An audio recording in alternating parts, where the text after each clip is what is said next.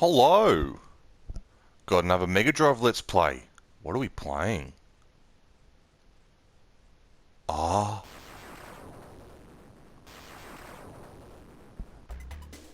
It's Dr. Robotnik's Puyo Puyo machine! I'm being cheeky. Yeah, we're going to be having a squiz at Dr. Robotnik's Mean Bean machine. This was another popular game in my household. Actually, two households. Because when I got this, it was just before I left one place and went to another. I just left another place. Now, as a kid, this was really cool to see. Scratch and Grounder show up in a game, and Robotnik is in this outfit, which of course is the outfit he wore in Adventures of Sonic the Hedgehog. I still love that cartoon to this day. I really do. Actually, I prefer it over SatAM. I really struggled with SatAM as a kid. And I read the Archie comics as well, and it was a reason why I struggled with the Archie comics was because I didn't like the extra characters. Sally was okay. With SatAM, Tails wasn't really used a lot. Barely showed up. They made him like a toddler, and it just didn't feel right. It's very popular SatAM, but I lean towards Adventures of Sonic the Hedgehog. I just loved how goofy it was, and not a whole bunch of extra characters. Because Scratch and Grounder and Coconuts were based on real badniks from the game, being, Sonic 2. Coconuts, was based on a badnik from Emerald Hill. Scratch was based on those chicken enemies that showed up in Wing Fortress, and Grounder was basically in the show just a colour swap from Aquatic Ruin. But that was the neat thing about this game, was that it helped tie in Adventures of Sonic the Hedgehog to the games. That was really special, because this one I struggled with as a kid. I was way more into columns. Now, I played columns first, and then coming onto this was a bit of a I couldn't adjust. Now, this is Arms, and he appears in the very first episode of Adventures of Sonic the Hedgehog. I think he's in it about 10 minutes in.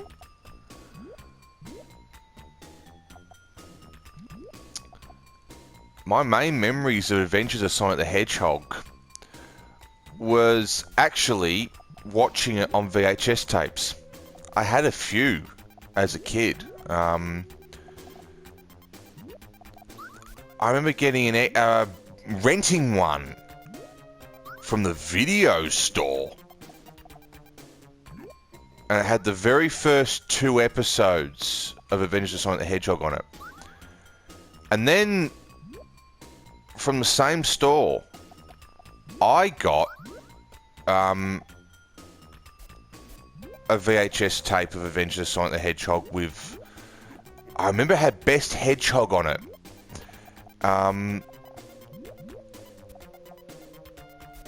Which was the one with the bloke that had been kidnapped by Robotnik, because Robotnik got jealous because he had a nice girlfriend.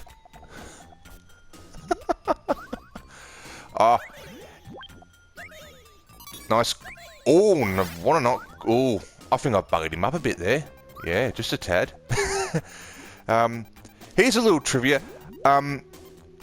Shout out to Lucas from Aussie Gamers Experience. Lucas, if you've not seen that episode Best Hedgehog of Adventures of Sonic the Hedgehog, you need to check it out.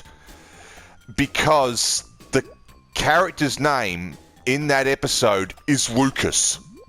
I remember that. And his girlfriend's name was Lucinda. I still remember that from Adventures of Sonic the Hedgehog from watching that bloody episode on VHS. You never told me you were kidnapped by Robotnik, Lucas. What happened?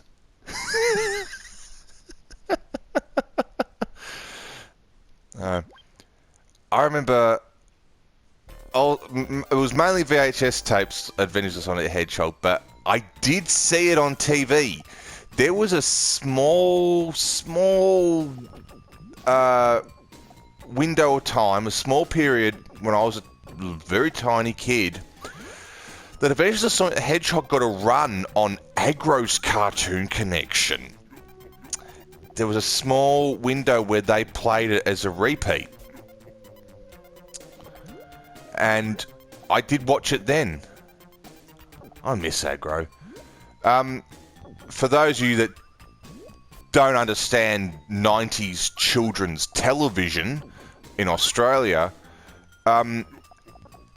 Agro's Cartoon Connection was one of the biggest shows on Aussie telly. He was on every weekday morning. And Agro was a puppet. He was a modified animal from the Muppets. Channel 7 had a this animal puppet lying around, and they modified him heavily and turned him into Agro. I remember just how cheeky he was. I loved him. He was so cheeky to Anne-Marie Bigger and Therese Livingston. And Holly Brisley was on that show too. Wow. That's right.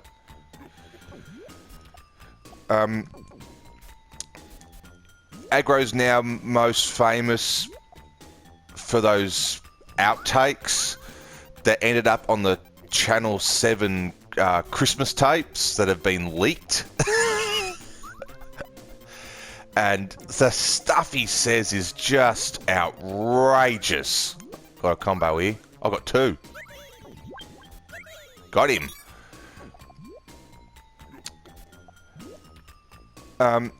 Even the stuff went to air. He was cheeky as all hell. And the only way I can describe it is like Adam West Batman. You watch it as a kid and you understand that he's naughty, but when you go back to it as an adult and see, it's just full of those innuendos that pass over your head as a kid. Yeah. Jamie Dunn was a very, very naughty boy. He was the guy that did the voice of Agro. Those out, you can see the leaked Christmas tapes on YouTube. Watch them because they're just outrageous. And there's even clips of the show on YouTube, of the show that actually went to air. I miss Agro. I'm gas-bagging on about goddamn bloody Agro's Cartoon Connection, and I'm not talking about this game. So, my introduction to this game was on the Mega Drive, and it was actually in a compilation cartridge, which was Sonic Compilation, which had this, Sonic 1 and Sonic 2.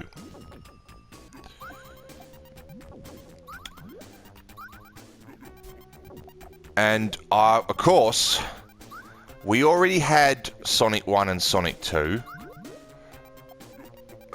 Oh, God. But we didn't have this. And it was cheap enough to buy the compilation to get this. We had no idea what this was.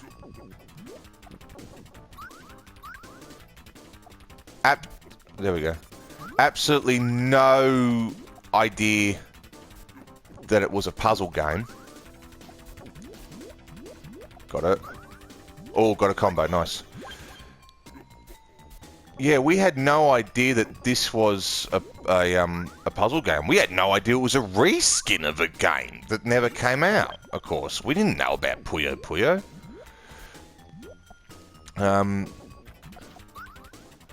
But I remember the compilation was a... Oh, I'm screwed up there. The compilation was a present from my dad. Because, oh god, very soon after, yeah, back me up. Just shortly before I got this game, my parents had actually split, and I'd been pulled out of home by my mum and got sent with my mum. We were living at my grandparents' house at the time. So to try and, I don't know, just try and make things a little easier on me, my dad saw it and he picked it up for me.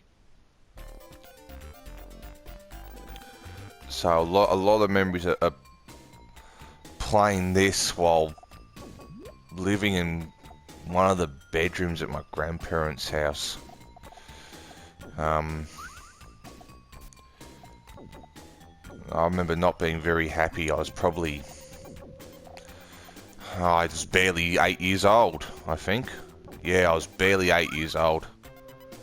And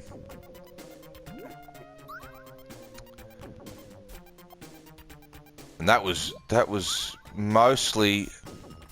I was in grade 3 at the time. And that was very odd because that was just before divorce was a common thing. That was the dying days of divorce being very uncommon. So that was really weird.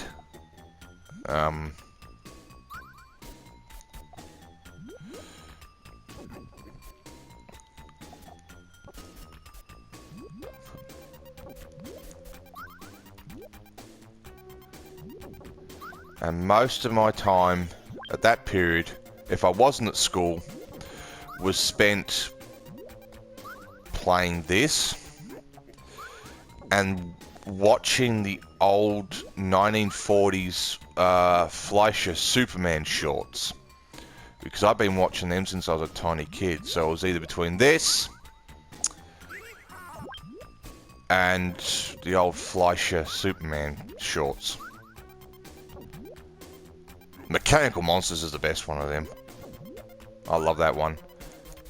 And... oh, that stuffed me up. I can't remember its name. The third one they did. $1 Billion Limited or something. It's got to do with a train. But it's really cool.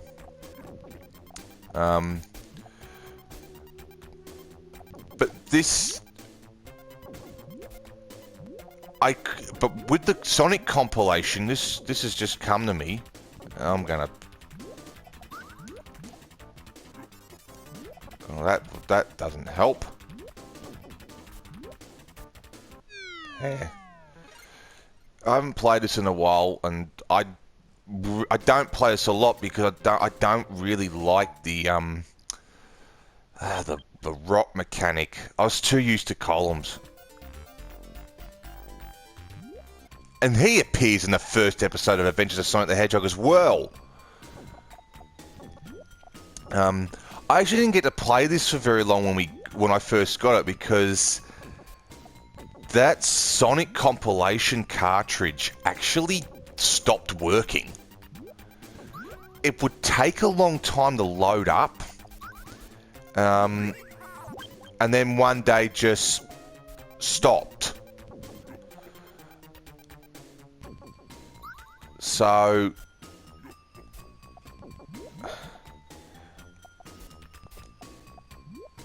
I remember there was a video game store in one of the shopping centers I went. What you and guys in America call malls. It was just called a shopping center here at the time. Malls. Malls wasn't really a thing that they were called. They were called plazas, hubs, or just shopping centers.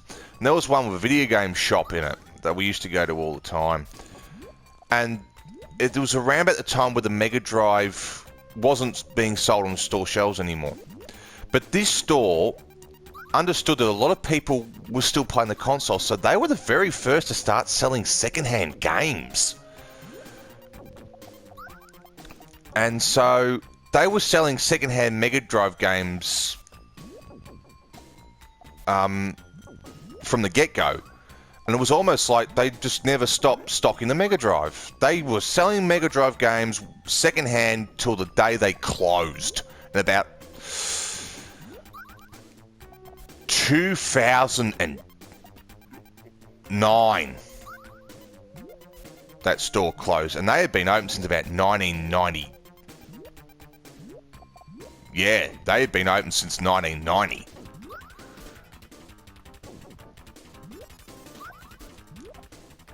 We'll get rid of that.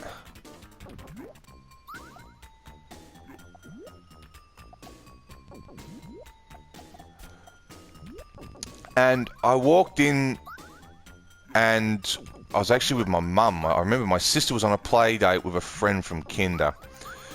And they had a standard issue cartridge of Mean Bean Machine there, secondhand for sale.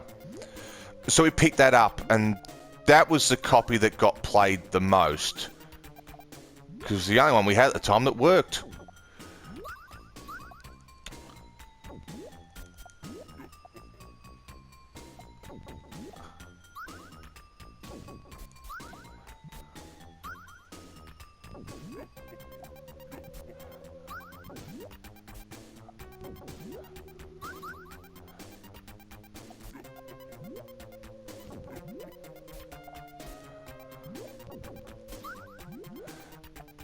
But to make the story more interesting,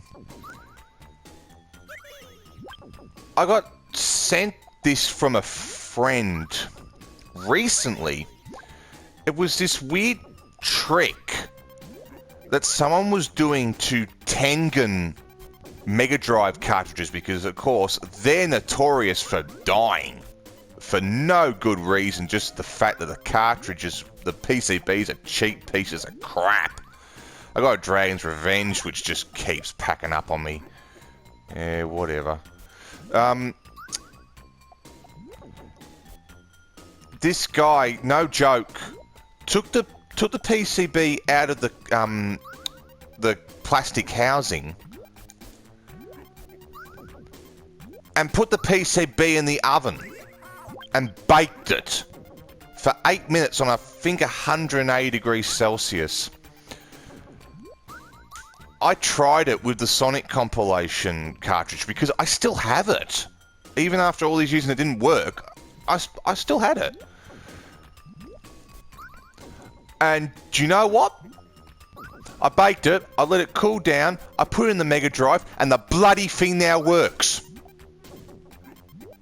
No joke, the cartridge works.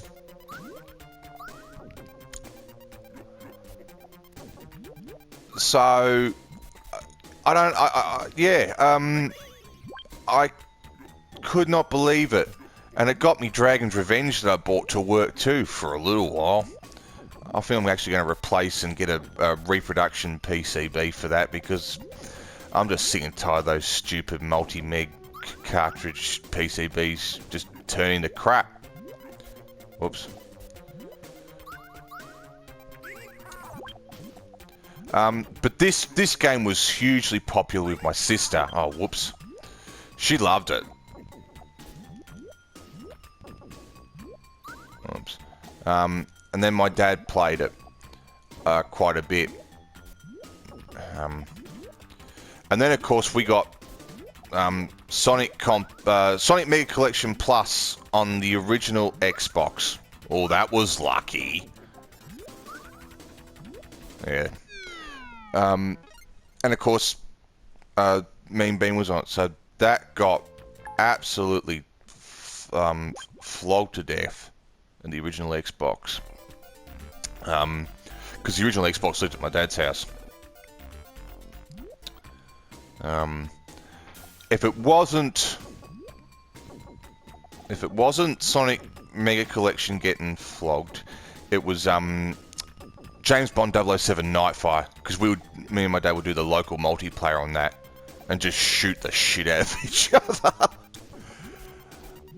Oh, and the Warriors. I used to play the hell out of the Warriors on the original Xbox. Oh, I love that game. And Midtown Madness 3, the original Xbox got a caning. Between that and the demo disc that came with Xbox Magazine, Australian Xbox Magazine, because I used to be a religious reader of that. Every new issue that came out, I picked it up. I still have the issues, actually. Oh. That's alright.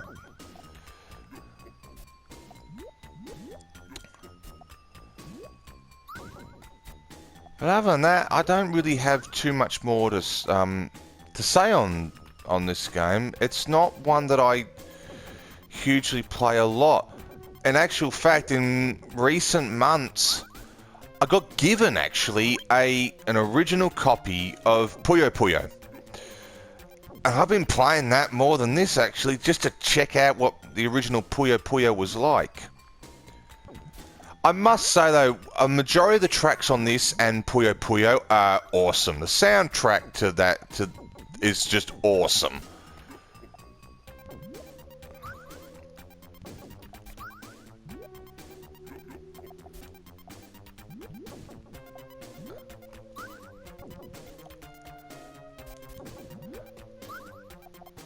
I don't know why I did that.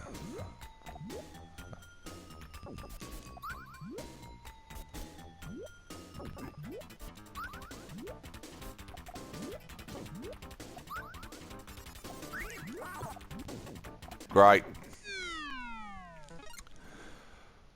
Well, I think we'll leave it at that. I've talked quite a bit. Not much on this game.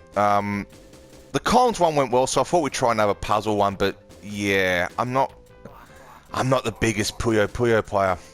And well, I'm going to be completely honest. Compared to my outing on Columns, this is fucking abysmal.